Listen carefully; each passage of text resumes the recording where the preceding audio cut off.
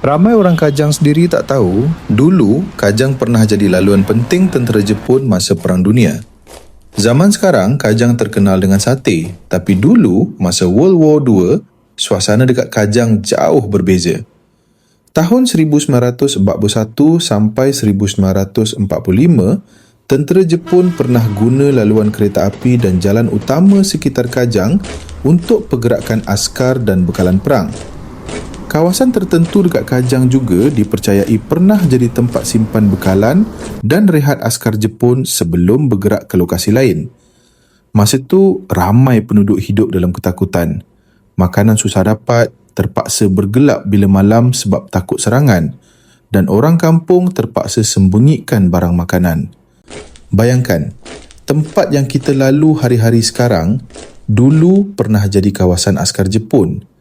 Kalau korang nak lagi cerita gelap dan misteri sejarah Kajang yang orang jarang cerita, follow je